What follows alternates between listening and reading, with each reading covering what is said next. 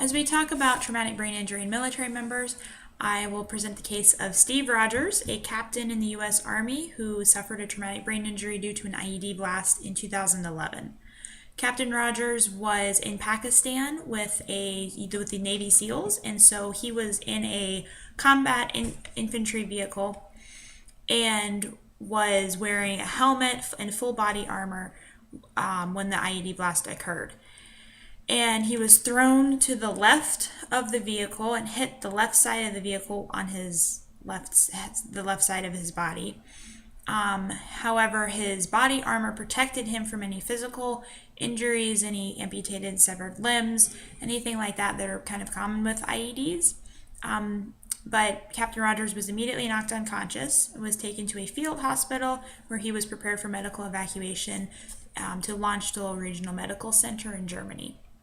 And it was there at Landstuhl that he underwent a battery of assessments, imagings. He had several surgeries and was seen by a neurosurgeon, a doctor, and a speech-language pathologist. Doctors found that a CT scan on his brain showed he had a pseudoaneurysm, which required immediate surgery to correct, and he had to undergo surgery to reduce swelling on his brain, which is common in blast victims. An MRI revealed lesions affecting the left side of his brain, both Wernicke's and Broca's area, which we'll talk about later.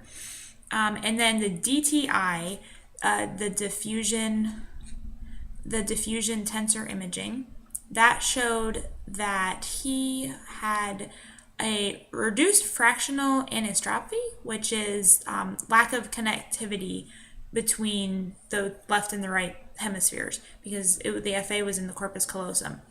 And so that's going to come in later when we talk about etiology and symptomology.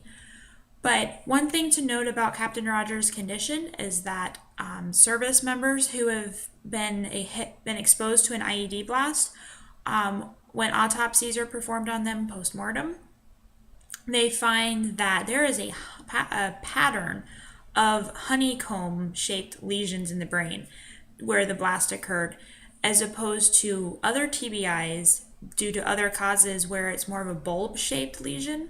And so Johns Hopkins Hospital is doing more research right now to determine what impact the honeycomb pattern has on these service members and their prognosis and recovery.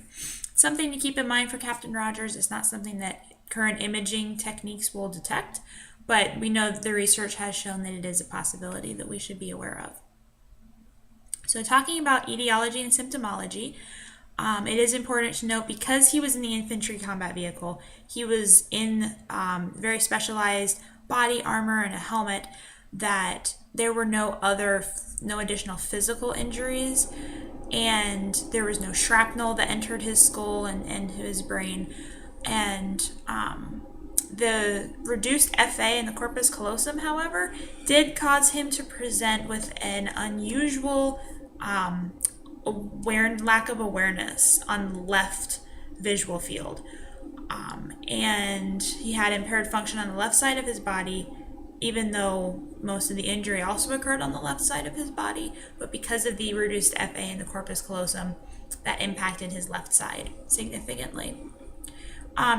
As the MRI showed with the lesions in Wernicke's and Broca's areas, Captain Rogers exhibited difficulty speaking intelligibly. He had difficulty understanding spoken language, and his speech was markedly slurred, and it was significantly slower than before.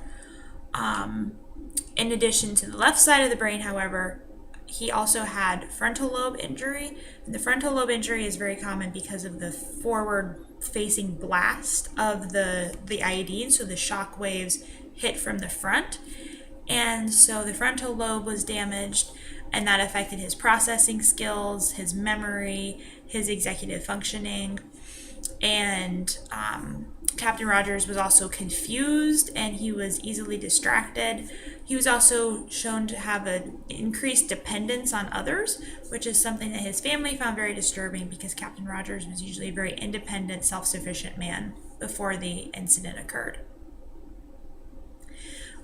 Also, physiologically, as is common with moderate TBI, Captain Rogers experienced some blurred vision and problems judging distance.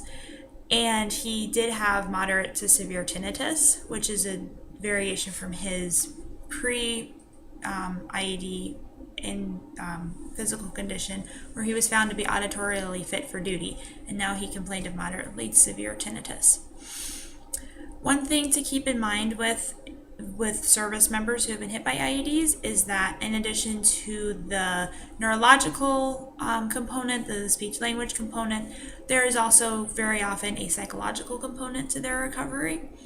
And Captain Rogers is at increased risk for developing a psychological disorder, for example, post-traumatic stress disorder, depression, or panic disorder. And so when treating him, when looking at his future outcomes, that's something to keep in mind, because now as more research comes out of more soldiers who are coming back from IED blasts, PTSD and other psychological disorders are starting to become something that SLPs and others are having to deal with and to face with them.